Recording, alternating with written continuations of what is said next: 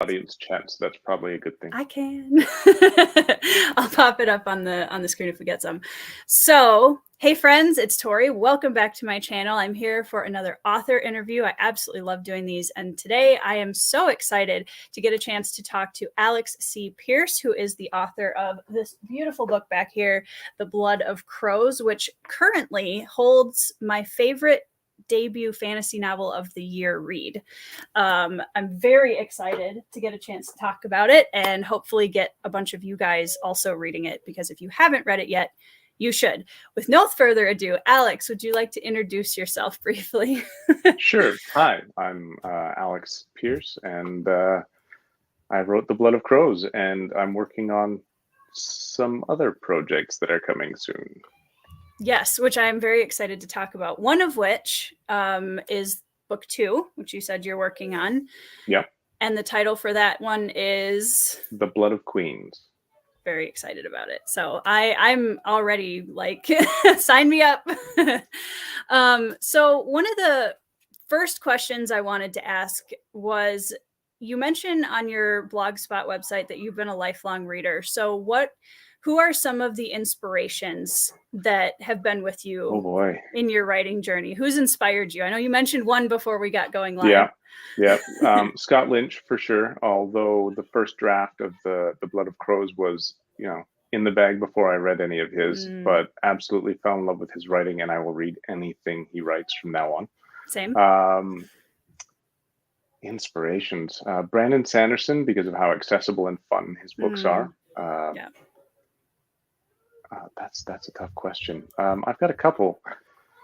Neil Gaiman, because he brings the weird, which I like. I don't necessarily get the weird into mine, but I will read that man's grocery list.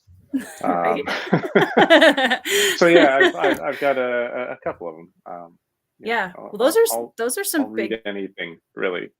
Yeah, those are some pretty awesome big name inspiration writers. So I don't blame you for any of those 3 choices. Yeah. So with the story, can you give kind of a very brief synopsis for anybody watching who is completely unfamiliar with The Blood of Crows and is like, what is the elevator pitch? I know that's like the scariest question to ask. I've got that one down. Awesome. All right, let's hear it. The elevator pitch is what happens when you take a career thief and put them in a high-stakes murder mystery. Ooh, that's really good. Yeah. Yeah.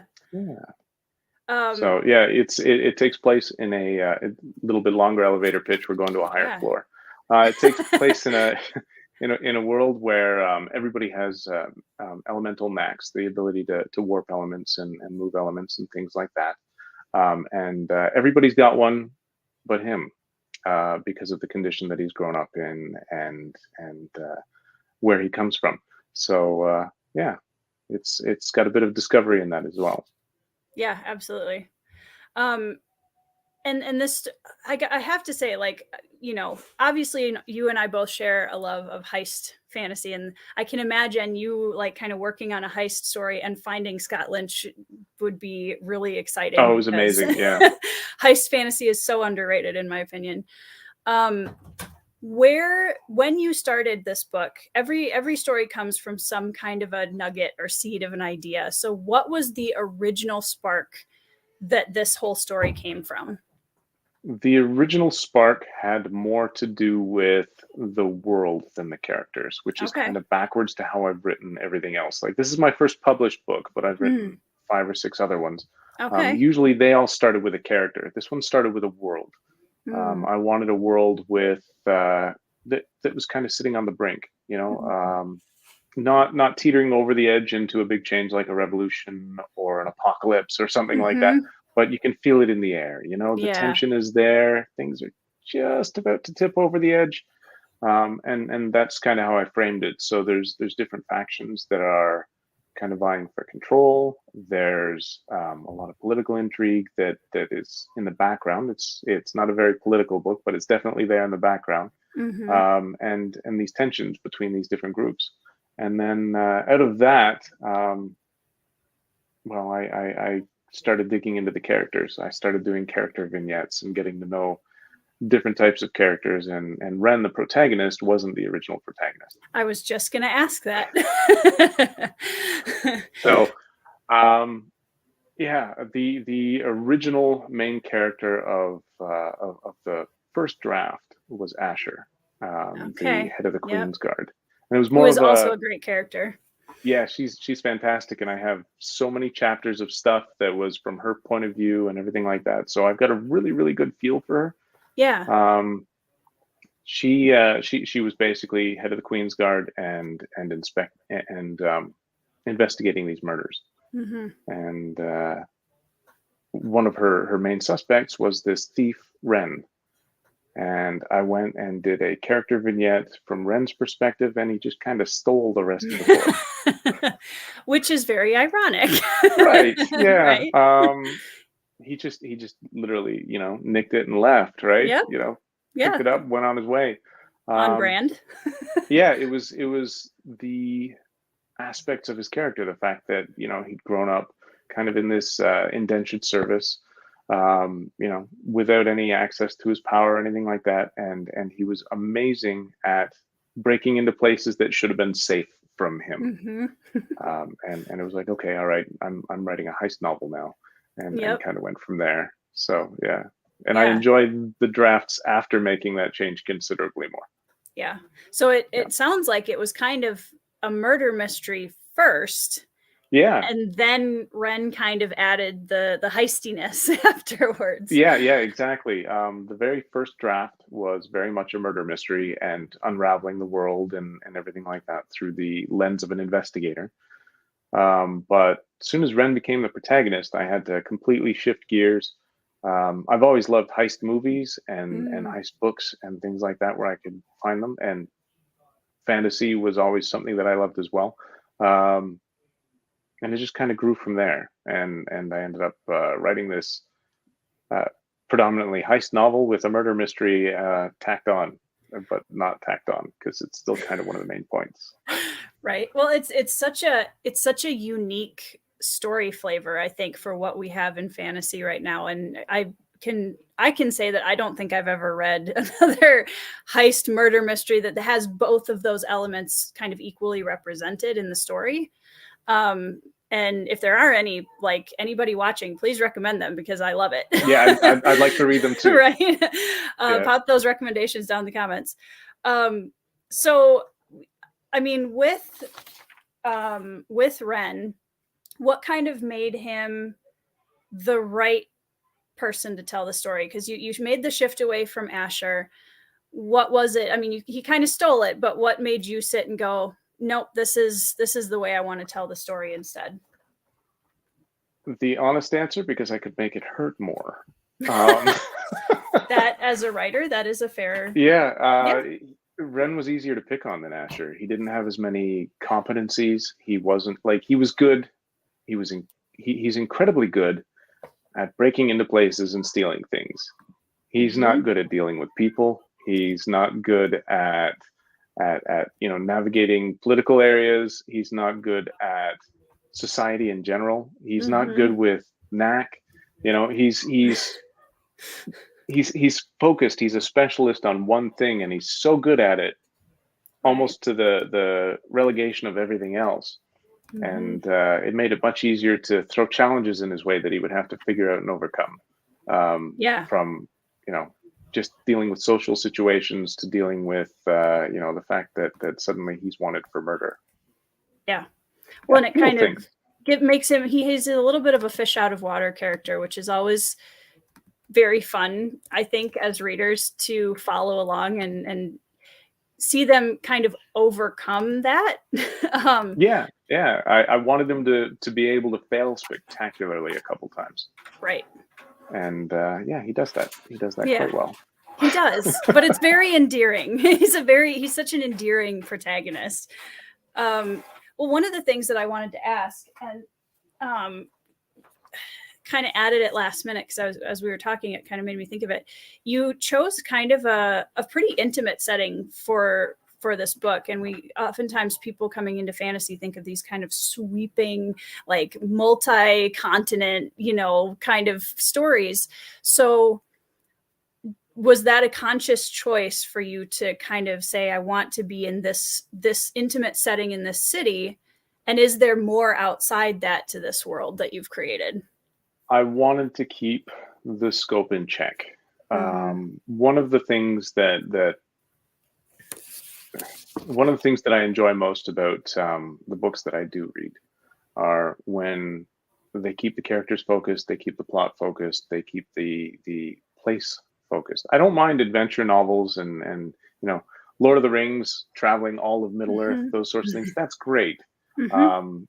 But I wanted to keep it very focused. And part of the world building has Lenmar, this walled realm that they're in, as kind of the last civilized bastion. Everything beyond the walls is either not known to them or hostile. Right. So it's very much this kingdom that's got a big wall around it, and they keep everything contained. And it allowed me to keep everything in check and make sure that I didn't have to deal with intercountry politics and everything like that. It's a whole different level, right? Yeah, I didn't want to write that kind of book. Yep. So one city is messy enough as it is, especially this city. Yeah. Right. So you mentioned that you have written several books prior to Blood of Crows. It's your first published one. So how long have you been writing? My whole life. The first long story I wrote was I was 16 or 17 years old, and I wrote. It's awful. It's absolutely awful. It was like 220 pages of cyberpunk, grim dark garbage, like angsty teenage garbage turned into cyberpunk. But I've been writing forever. I did take a bit of a break when my oldest kid was born, mostly because who has time? Right. between the day job and I was going to school at the same time and being a dad, I wasn't even getting any sleep in. So, there wasn't really much time to do anything recreational. Reading stopped, writing stopped, video games stopped, TV stopped. Everything was just kind of on hold for the grind for a couple of years there. But I've always, kind of stuck at it to a certain degree. Even over that period of time, if I had a break at work, I was writing little character pieces or character descriptions or things like that. So, but I picked it up seriously with an eye of getting published about a decade ago, 2013. Somebody had given me, I'm not going to mention what series, but it has a sword and truth in it. And they gave me the whole series, and being the chronic reader that I am, I just devoured it, hating it the whole time.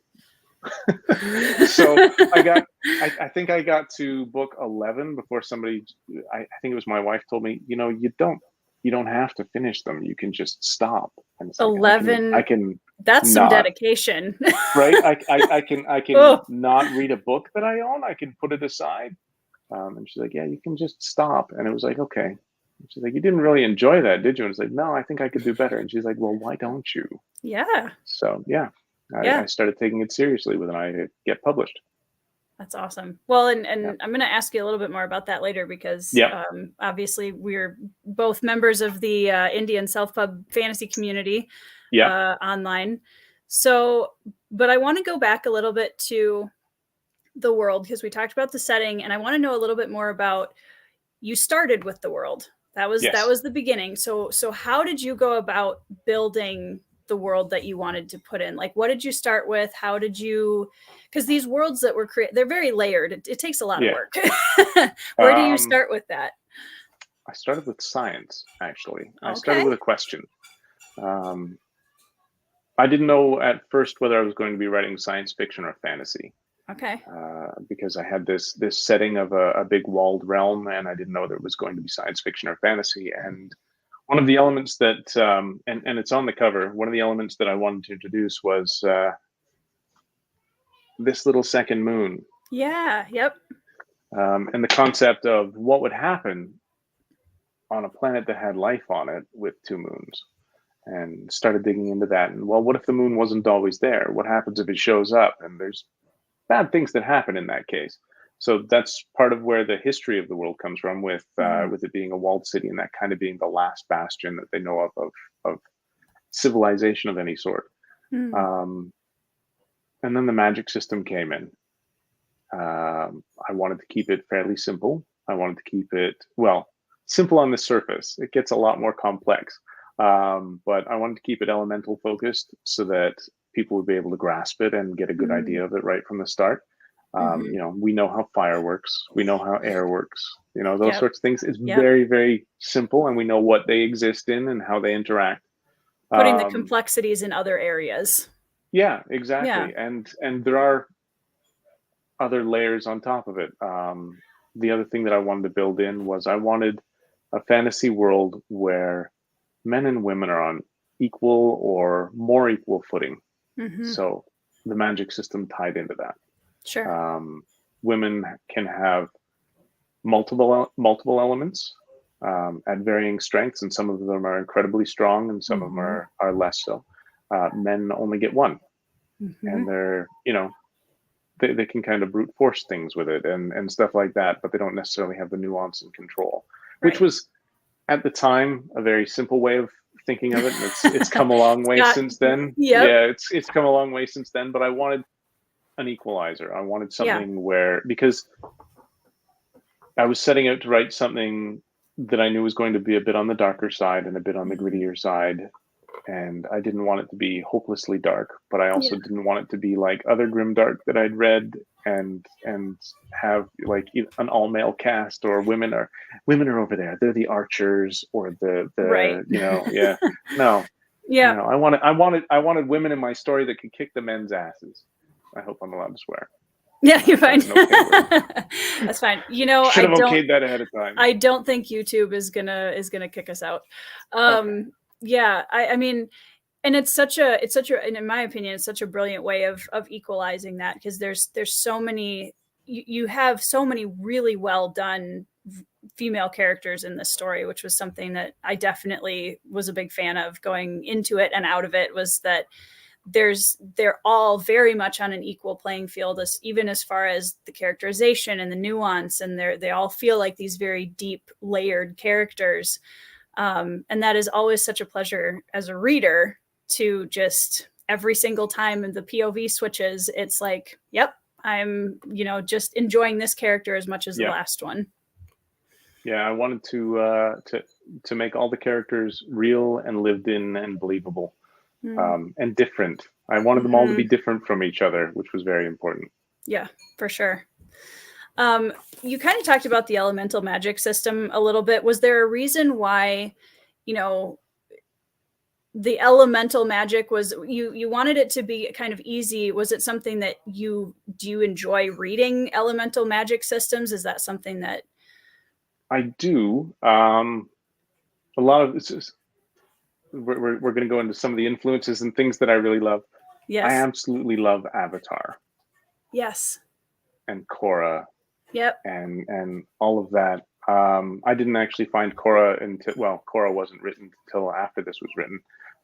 But the concept of elemental magic systems have been around forever. Oh yeah.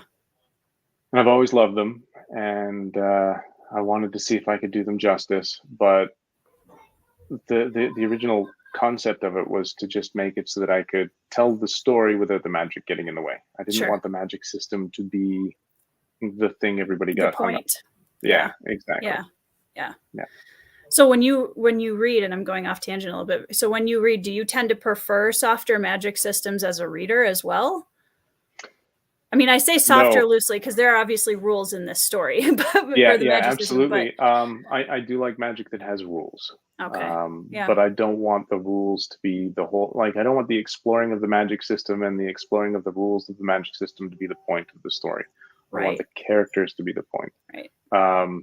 There's some analogs on the sci-fi side that are great.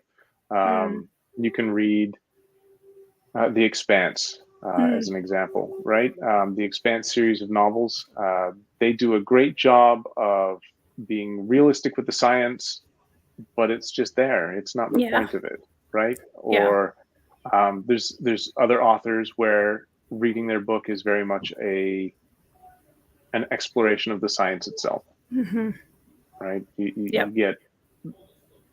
I've learned so many terms like zood biology and things like that from reading some of those sci-fi books.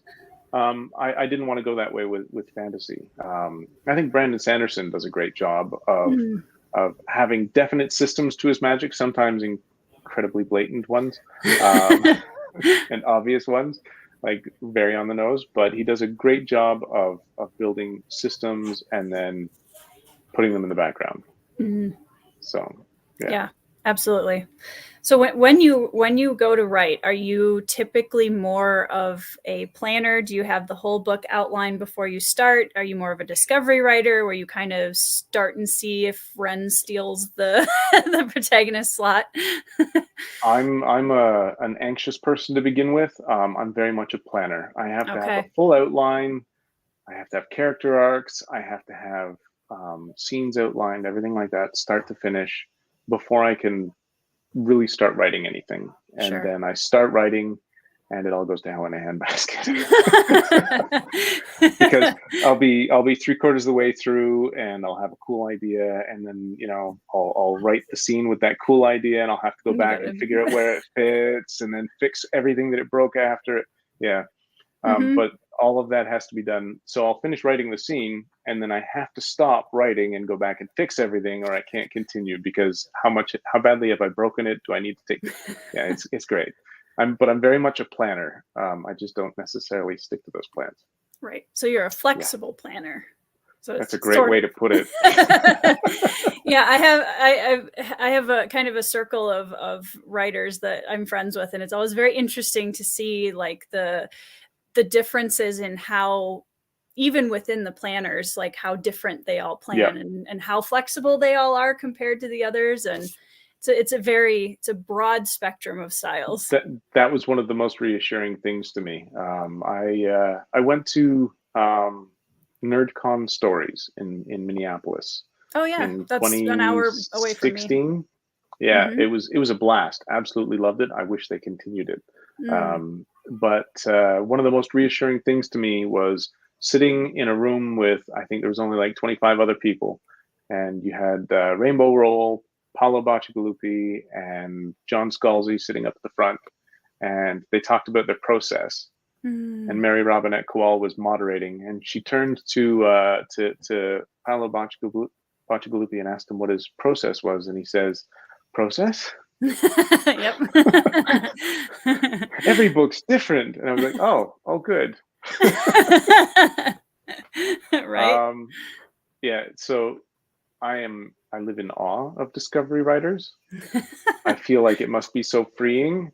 And they all, like the discovery writers that I know, because I've got a writing group, they wish that they could adopt a system like mine so that they didn't have to agonize over the ending so Grass is always greener, right? Yeah, exactly, right? Yeah. Well, it sounds like you do kind of incorporate a good amount of discovery, just in the sense that, what if I have this idea and now I need to go back and, throw it. So, I mean, there's definitely an element of discovery to that. Just enough to derail me on a regular basis. Yeah. Right. Just enough to add chaos. Yeah. I think I'm kind of on the opposite end, where I'm a discovery writer first who like tries to plan. And then I get to a point where I realize I needed to plan something more and have to go back. Yeah. So, yeah. My best friend Sarah's in the chat. She says hi. She is currently writing a sci-fi novel, so she's paying much attention. Yeah, it's hard not to want to go back and edit things right away. Yes. Yeah. Yep. I have to. Yeah.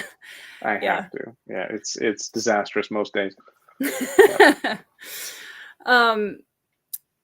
So in that process, you're a very focused planner for the most part, except for when we get flexible and change things, and all sorts of cue cards, and nice. Great. So do you have a specific time of the day area that is like, that's your writing corner and you write at a certain time, or are you more kind of whenever you get a spare minute? The planned times, I have big blocks of time set aside on the weekends where I write, specifically so that I have no interruptions. My wife and my youngest, they go out bowling Oh, They're in a nice. bowling league, so they go Oh, out, cool. and I've got the house to myself, other than the obnoxious orange cat, for like 4 hours at a time, and I get a bunch of writing in there. That's the planned time. Other than that, as often as I can. Sometimes to the detriment of my sleep. I will go to bed, and then I'll get up at 2, and then I'll do some writing, and I'll go back to bed. Yeah. Yep. Writer brains don't turn off very easily, do they? No.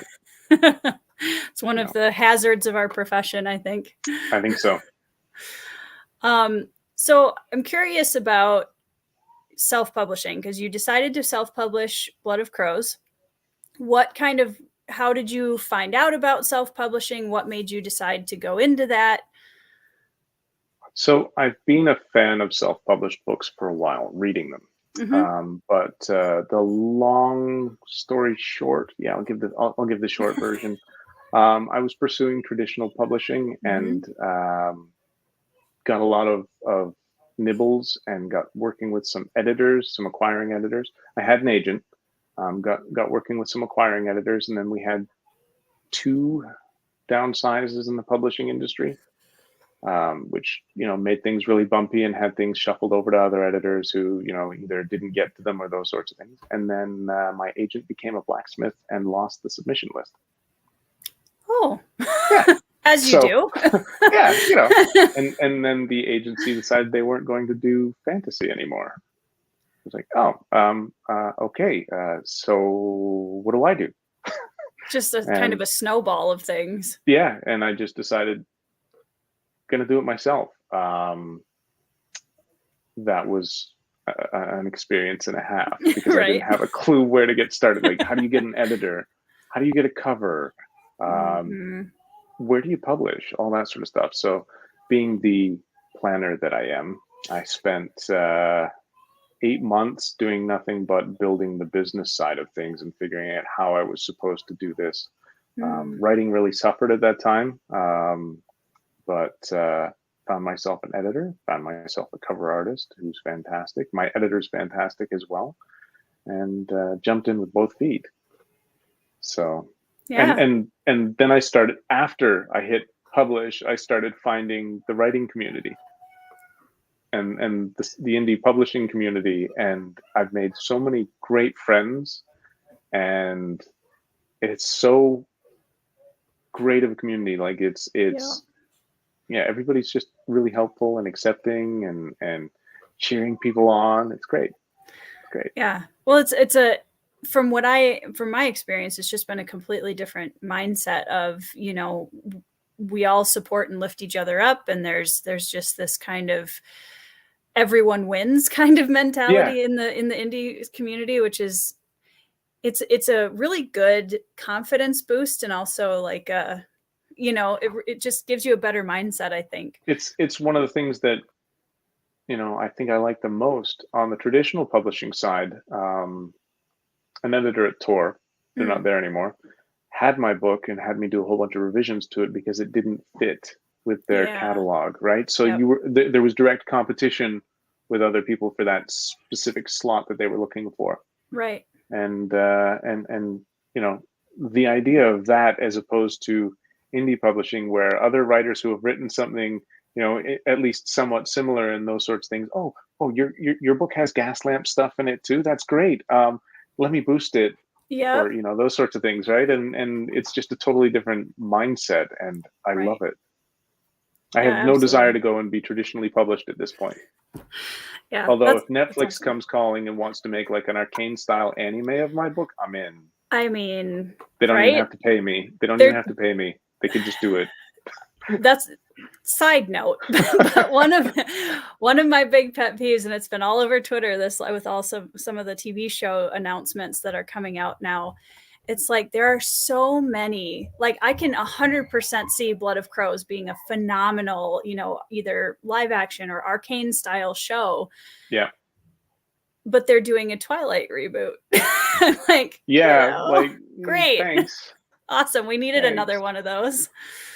Yeah. So I'm hoping that as the indie community grows and as the books start gaining more and more attention and we start becoming, we're a much bigger force in the fantasy community as a whole now, that maybe they'll start, paying some attention. Yeah, that'd be nice. That'd be great. Yeah. Yeah, that would be amazing. Neetha's here, says hi. Absolutely, Mike. Netflix is the dream. Netflix is the dream. Yeah. That's the star for everybody. Yeah. I got derailed with Netflix, and now I'm mad about the Twilight reboot. Sorry. No, that wasn't you at all. It's okay. I'm Canadian. That sorry wasn't really sincere. It was just, yeah. It's like a filler word for you guys, exactly. right? Yeah. I have a lot of booktube friends that are Canadian, so I totally, yep. we have a law where saying sorry is not an admission of guilt in court. Interesting. They had to put that in because, that's hilarious. Because we just say it. It's like the and sorry. Exactly. Somebody slams into you as you're walking down a hallway and you say sorry to them because of course, right? You were in their way. Yeah. Or you bump into the chair and sorry. Yeah. So with, you being a new writer and publishing your book and then, or a new published writer, publishing your book and then kind of finding the writing community after that, what were some of the resources that you found that were really helpful that, somebody who's watching might be able to take note of? So I searched everywhere for how to price my book, how to get it edited, everything like that. What I ended up doing for the pricing was just looking at everything else that was out there and finding, a happy middle ground that worked for me. Yeah. So the pricing side, that was pretty simple, other than the continuous searching. Finding an editor, finding a cover artist, that's one of the things that I see on Twitter and on Mastodon all the time is people going, where do I find a cover artist? Tumblr's a great place. That's one place to look. Okay. Another good place to look, there's ArtStation actually has tags for cover artists and things like that. Nice. And a lot of them go through third parties like Reedsy or Smashwords or things like that, where you can get a contract with them to deliver on the art. Right. So I found Thea, my cover artist, who's amazing. Shout out. Absolutely amazing. Absolutely amazing. My lighting's not happy. There we go. There. I found her on ArtStation, and then she was through Reedsy, and she was fantastic to work with. Very professional. One of the benefits of using a site like Reedsy or something like that is people leave reviews, right? And you get an idea of whether or not they deliver, which is very important, and how professional they are. And then my editor, once I was on Reedsy for a cover artist, I looked at their editor pool and who they had and all that sort of stuff. Reached out to 11 different editors and sent samples back and forth and everything like that, and found a wonderful editor, Fiona McLaren. She works in traditional publishing as well. Started working with her and turned the book around, and someday I have to release the margin notes of The Blood of Crows, because there's some amazing stuff in there. She called me out on so many things. That'll be the deluxe edition that you put out. Yeah, all the margin notes in there. Her calling me a monster. You know you've done something right if your editor leaves the "you're a monster" in the notes. Yeah, Sarah's an artist illustrator. I'm an artist, and I don't even know how to find a cover artist. It's fair. But you have the advantage. Well, I don't know. I was gonna say you have the advantage of being able to do your own cover art, but that's like an extra level of pressure, right? So. And I mean, not to always shout. I mean, I'm always going to shout out my best friend, but she is incredible. She's an incredibly talented artist. So her cover is going to be amazing because she doesn't have to find anybody. That's right. I actually got a piece of character art from her this morning that I was very excited about. So those are always fun pieces. So my youngest is very much an artist. Okay. Just turned 14. Sorry, 2 years are kind of muddy in there. That's fair. Just turned 14. Is already making commissions and everything like that. Wow. And I'm like, man. So we got them a drawing tablet and software, and they're just kicking ass, but they won't even read my book. So. Well, at some point, maybe you'll get some character art down the road. I need to get one of her friends to suggest it or something. Yeah, that's awesome, though. I mean, Sarah started young too, so that's awesome. Yeah. Someday I'll get character art. Right. Well, and it's different when it's your parent. Yeah, I know. Like it's weird. Yeah. Yeah. I know. It's not like I write sex scenes or anything. No, the Blood of Crows. I hear they're very lucrative, but there you go. You could just turn the Blood of Crows into a romance novel, and then it'll be. Yeah. No. Yeah. Here we go, Sarah. My first cover was published at 15 years old. Never too young to start. Yep, absolutely. Yeah, that's cool. That's awesome. Cool. It's funny how creatives tend to run in the family. Yeah. My oldest is going to school for game design, so I don't know. Oh, cool. Yeah. We'll see how that goes. Yeah. Yeah. Well, video games are still a very lucrative area to some degree. The industry seems really, really mean. Yeah, I can see that. Maybe it's just kind of like everybody said, Twitter is the worst sphere ever. Maybe it's just they need to find the right find the right bubble. Yeah, because my bubble of Twitter is great. Yeah, exactly. Yeah. It's only the stuff that's been just thrown into my feed lately that's been kind of garbage. Everything's just kind of all over. The wheels are coming off. Yeah. All right. We'll get there, and somehow we're all still chugging. Yep. Exactly. So kind of going back to that, Alex writing community, pre-publishing for Blood of Crows. If you could go back and give yourself advice, what would you tell yourself? Sleep more. That's good. But serious writing advice, find a way to get over your hatred of dialogue tags, because you're just making your life more difficult. So I have an aversion to dialogue tags. I don't know where it came from, but in my writing, I was 3/4 of the way through the first book that I wrote, and realized that I didn't have any dialogue tags anywhere. I was like, well, let's go and put them in. And that sucked. So yeah, I took them back out and figured out ways around them. And in hindsight, it probably would have been a lot easier to figure out a way to make them work. Yeah. So, I mean, it does get tiring sometimes when there's only so many he said, she said's that you can. Yep. Right. Exactly. Yeah. Whereas I don't have any of them ever. And that sometimes is a pain, because I have to make sure everybody knows who said what. Yes. But the benefit of that is it made me really, really work hard on making it so that everybody spoke differently. Yeah.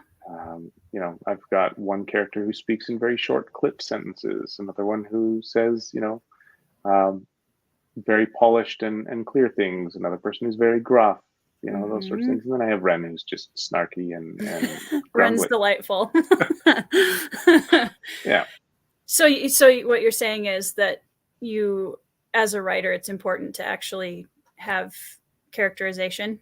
Oh yeah, a little bit. A little bit. Yeah. It's important to make sure they're different. Yeah. Yeah. It's funny because we laugh about that, but there's so many books where it's like, okay, wait, which character is this? Yeah, exactly. Yeah. Yep. And I never wanted to have one of those books. Yeah. Yeah. Well, from my perspective, I think you pulled that off. Oh, good. Yeah. Sleep more. It's true though. I was just mentioning before we went live. Yeah, I sent the questions for the interview at 2 a.m. last night. What is sleep? As you do. Yeah. You do. Exactly. It's fine. Yeah. Everybody's like, when's your book coming out? Yeah, that's the worst question ever. So when's book 2? I'm trying so hard not to like, where is it? No pressure. Yeah. Yeah. Well, I mean, it is a discussion that's kind of heated up fairly recently again. Yeah. Yeah. And I think I almost wore a Patrick Rothfuss t-shirt, and I was like, Did no, you? no, probably not a good idea. Let's not rile everybody up right away. Well, I mean, I don't know. Have you read Mark Lawrence's response to that? Yep. That I'm I a big really, fan of really Mark liked. Lawrence. Yeah. He's a great guy. I really liked his blog about that, and just, you know, writers are human too, and sometimes we don't sleep enough. Oh, and no, I'm not gonna dig into Rothfuss specifically. Not doing it. In general. In general, being a discovery writer can be very, very difficult, especially if you need to stick a landing. Yeah. Absolutely. And I'm glad I don't have to discovery write. It can get a little hectic over here, I won't lie. Yeah, I bet. Yeah. So is it true then, because you're working on the sequel right now, so yes, a lot of people talk about the second book syndrome, how there's the pressure is just so much bigger and scarier. Is that true? And how are you dealing with that? Poorly. Yeah, it's absolutely true. The fact that so regardless of what any reviews say or anything like that, I love the first book. Oh, it's so completed. Good. It's done. It's out there. I'm happy with it. I'm not. It's not perfect. I know where I know where some of the issues are, but and I'm not telling you.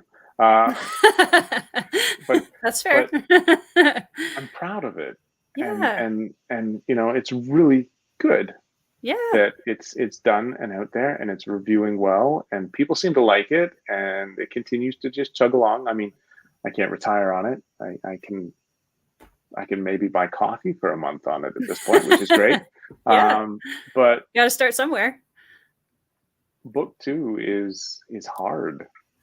You don't want to retread the same steps. You want to tell a different story, but you don't want to go too far afield. Right. And you got to at least hit that bar, right? Right. You got to hit that bar. It's hard, and I'm dealing with it poorly. I think as late as November or December last year, I was in a real crisis of, I'm never going to get this done. It's going to suck. It's going to be horrible, you know, all that sort of stuff. And then, you know, as you do, I'm having a shower and something clicks. Yep. And it's like, oh, that fixes it. That fixes the broken part. I can do that. Yeah. And it's just been kind of chugging along since then. I've finished that draft. I'm in revisions. I'm cleaning stuff up. I'm just waiting for the crippling anxiety to come along again, that it's going to suck, you know, because that's the cycle. Yep. So it'll get there. It'll get there. And what I hope to be, I hope to get to the stage where I'm ready to work with Fiona and start editing when it gets to that point. Because at that point, I know what the next step is and I can move on it.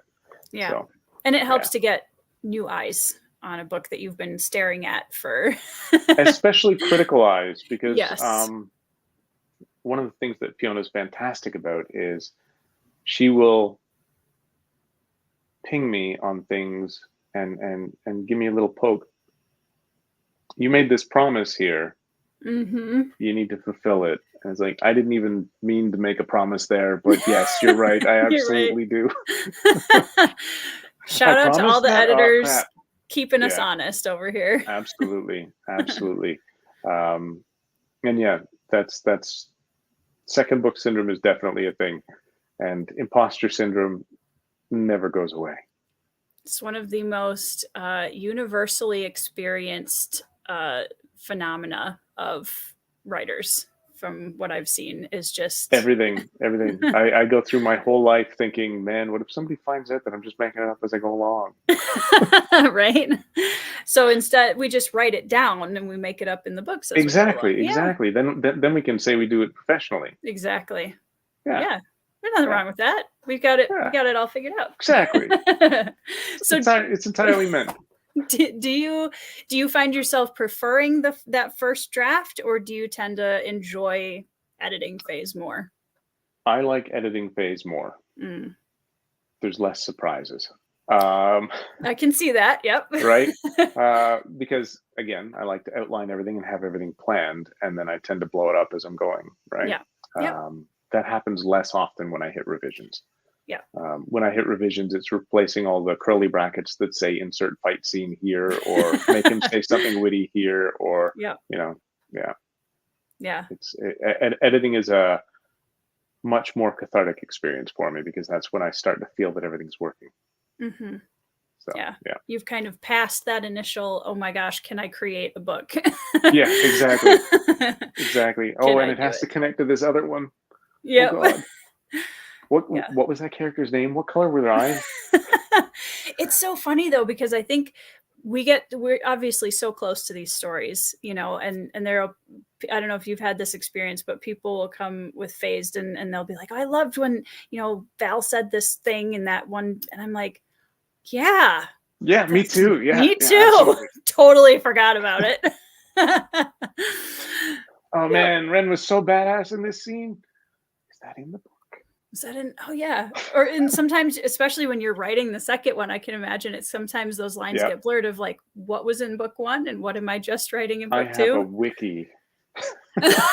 I've made myself a wiki as I'm writing book two because there's so many times I'm just like, did I write that in the last book or was that for this one? So yeah. It was very important that I keep all that straight. Oh yeah. Well, and especially with fantasy, because we're creating everything from scratch.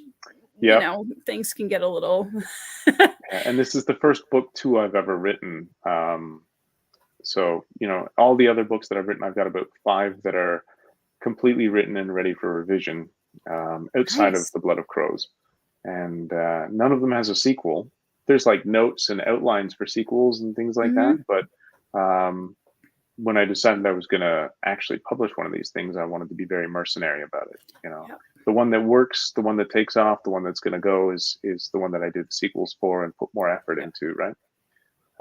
Just lucky enough that it's the one that I love the most that's doing it. So, yeah. Yeah. Not that we have favorites, but. Oh, I absolutely have favorites. Unashamed. Absolutely. Yeah. Yeah. So with that, I mean, you're writing book 2. Is this a series? Like, what's the plan overall for? I have a 3-book arc planned. Okay. There's definitely room for it to continue beyond that, but you know, other than the foggiest ideas, I don't have a clue what's going on outside of there. Yep. I've got a couple little short stories that I've written here and there. One I've got attached to my newsletter. That, you know, I'm still waiting on some edits back on that before I actually send it to anyone, because I just started the newsletter a couple weeks ago, 3 weeks ago, 4 weeks ago, somewhere in there. And I'm hoping to send that out to everybody who signed up to the newsletter. Nice. You can find the link to that on Goodreads. Okay, on Goodreads. Okay, so I have your Twitter link down below, but I will add Goodreads after this, so you guys can go sign, because that's where I'm going. It's also over on my blog. Okay, perfect. But yeah, I've got a short story that takes place before. It's like the first day that Martin and Ren meet. So it's when Ren's still a child, and it's from Martin's point of view. And it's something that I wrote a long time ago. That just sounds precious. I can't wait. It's pretty good. It's pretty good. It's interesting to see Martin experience this little pickpocket thief brat for the first time. It's an interesting different view, especially with the fact that Martin never gets a POV in the actual book. So so I've got some of those. Yeah. So do you think with, you know, you've got the Blood of Crows set, do you think you'll publish something in a different series after that, or continue in the world that you've made? We'll see. I haven't decided. How much can you tell us? Right. So after the Blood of Crows, I've got the Blood of Queens, and then the 3rd book. I don't have a title sorted out for it yet because titles are hard. Titles are so hard. Agreed. After that comes out, it's really going to come down to what am I in the mood for. Do I want to continue Yeah. more? Yep. Or do I want to try something different? Yeah. I can't see myself ever falling out of love of writing heists and things like that. But a break from them might be something that I want to do at that point. We'll see. Palate cleanser. Yeah. We're talking, with it feels like with the speed I'm going, we're talking like a decade from now. Hey, you know what? Yeah. If it's a good book, it's a good book. The target for the Blood of Queens, and I'm actually putting it out there now. The target is early next year. Okay. That's when I'm hoping to have it out. Yep. It's the revisions are going well enough that that's reasonable from my standpoint. Right. I do have to get Fiona's time and Thea's time. So yeah, that's going to be the deciding factor. But because I refuse to work with anybody else on them. Hey, you know what? If you find a team that works for you, yeah, I wouldn't give it up either. Exactly. Yeah. So do you find, I know deadlines always scare me, like putting those deadlines out in the world and saying like, yep, spring. No, that's a big motivator. Yeah. Oh, it's a big motivator. That's how everything works for me. If I don't have a deadline, I will take forever. So, yeah. Yep, I can see that. I'm getting there's books to read and video games to play and so much good content coming out right now. Oh so, yeah, absolutely.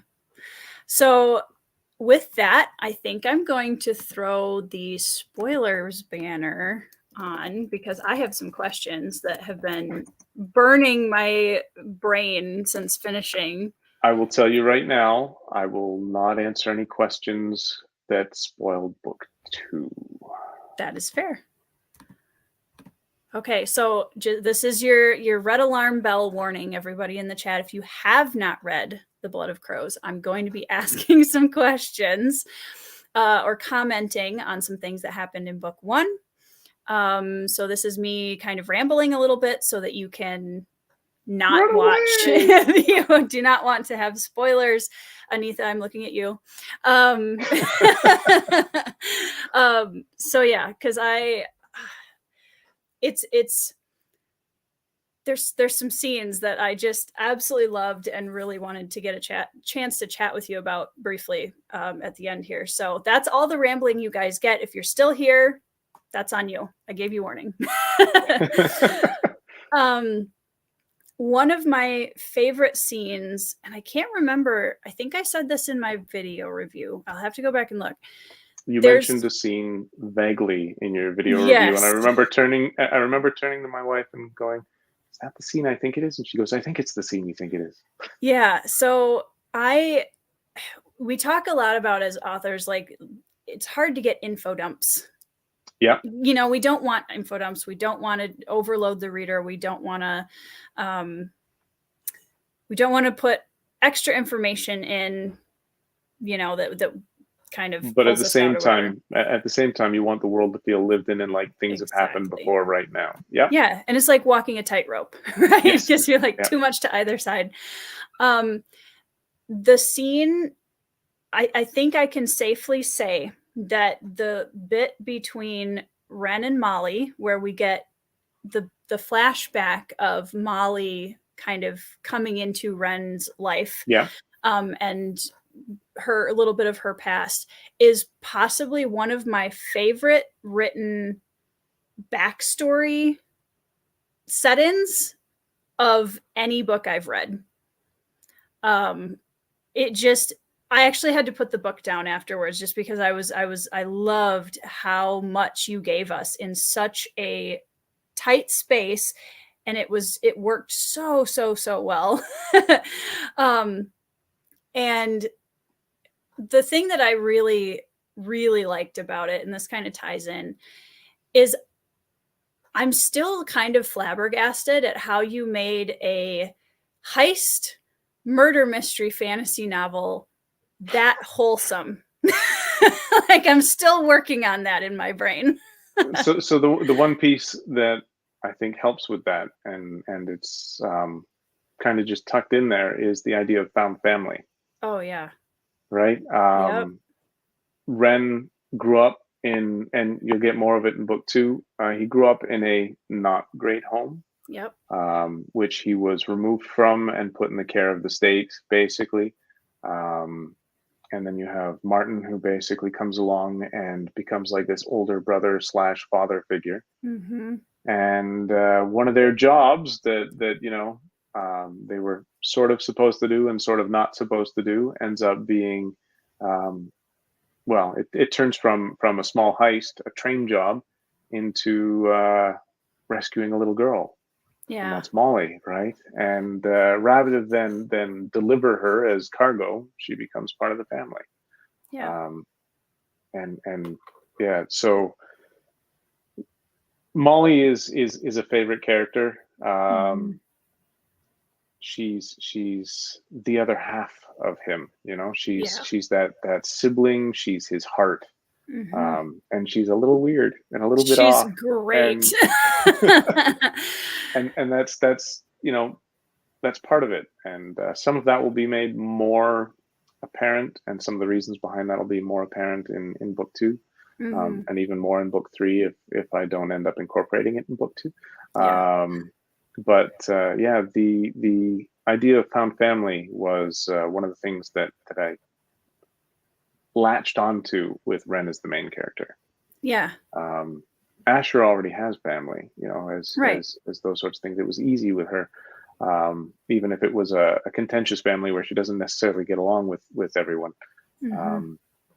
This idea that I had to surround Ren with people that made it so that he didn't turn into a sociopath or something, right, from having such a damaged childhood. Yep. So, yeah. Yeah.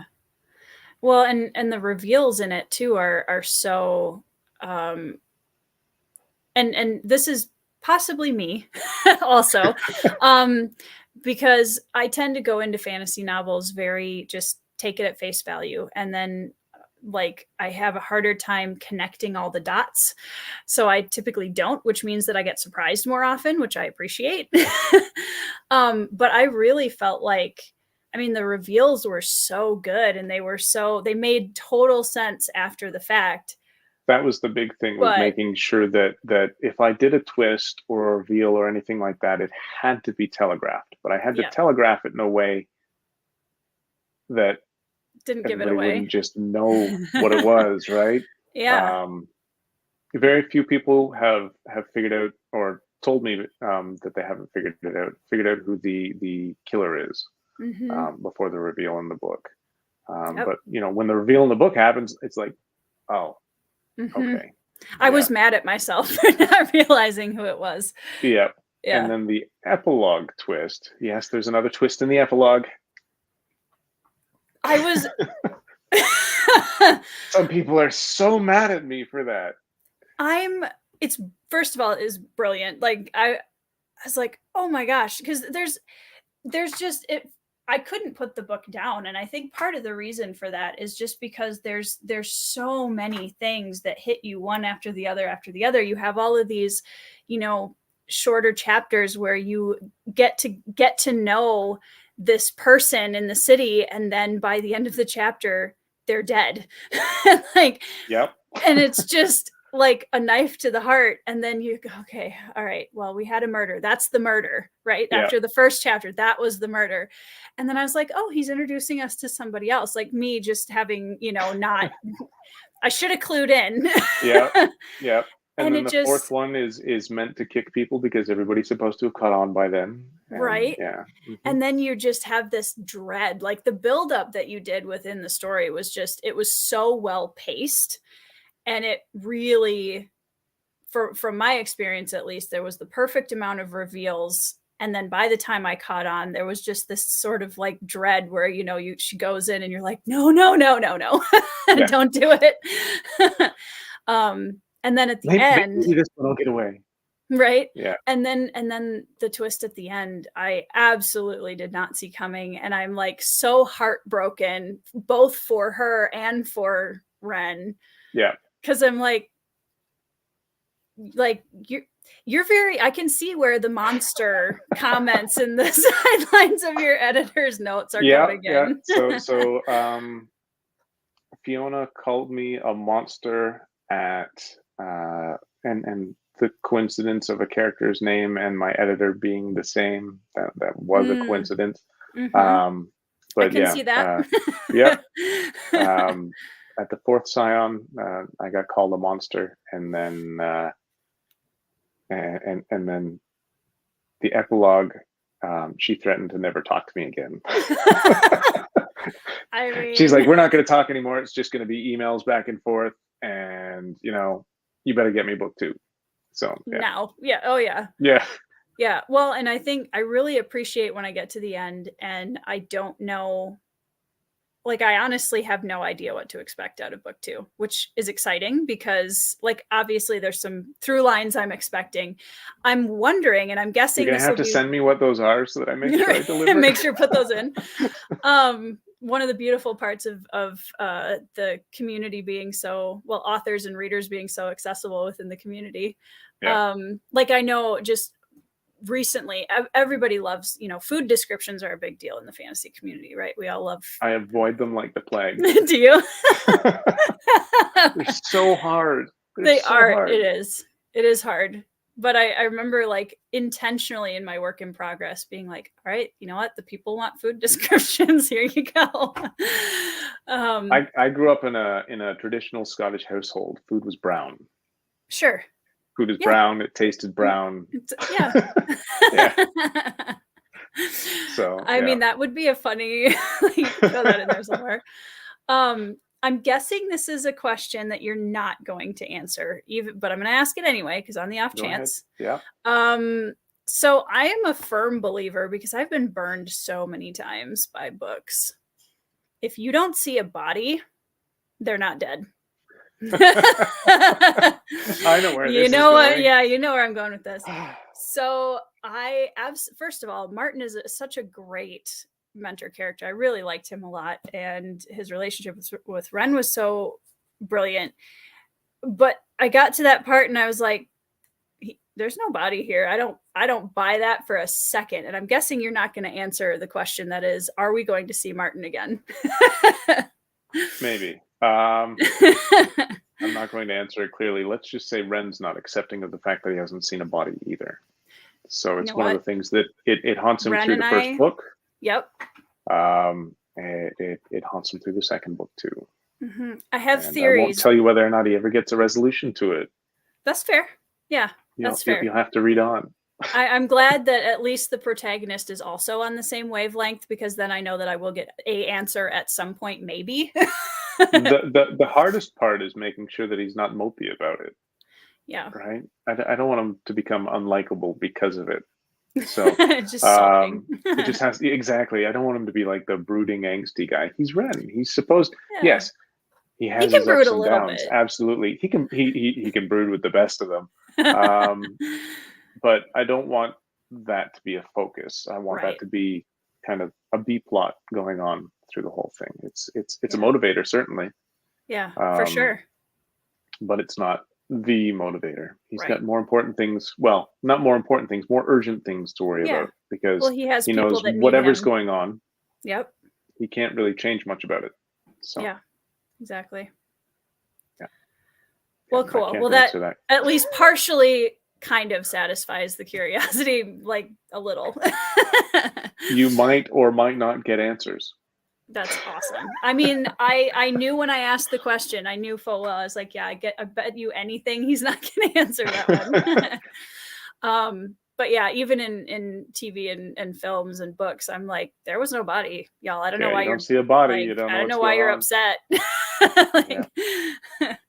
Here's the thing: I could put up a Twitter poll and have people vote on it, and then just go against what people want. Do the opposite. Yeah. I mean, or I could make them think I'm going to do the opposite, and then Mm-hmm. Yeah, one of my favorite writing things ever was Red Rising is one of my favorite series of all time. Yep. And Pierce Brown said that there was a death that happened somewhere in the trilogy where he pulled a name out of a hat. And that was who died. And I was brilliant. I mean, like, because you want to talk about unpredictable. Horrifying. Right? It's horrifying and unpredictable. So, I mean, hey, the Twitter poll is not a bad idea. You thought. This is how we solve the murder mystery. You tell me who killed them, and I'll tell you how they did it. Yeah. I mean, stranger things have happened, right? Yeah. Awesome. Yeah. Well, thank you so much for coming on tonight and sharing your time and letting me ask all the spoiler questions. Yeah, no worries. Thanks a lot. Yeah, absolutely. So for everybody who's still with us, and if you're watching the replay, there is a link to buy Blood of Crows down in the description box below. It is still one of my favorite reads of the year. So I mean, if you trust my opinion at all, please go buy the book. And if you don't, buy it anyway. I'm in favor of that. I'm in favor of that. Either way, I'm there. whether my recommendation helps you or not, you should buy the book and make your own opinion. But yeah, thank you, Alex, so much for joining me. And Thank you for having me. I'm very excited to read book 2. So definitely I will be stalking the Twitter next year. I'll let you know when it comes out. Excellent. All right. Well, thank you again. And thank you everybody in the chat for hanging out with us. And we will see you in the next video. See you guys later. Thanks.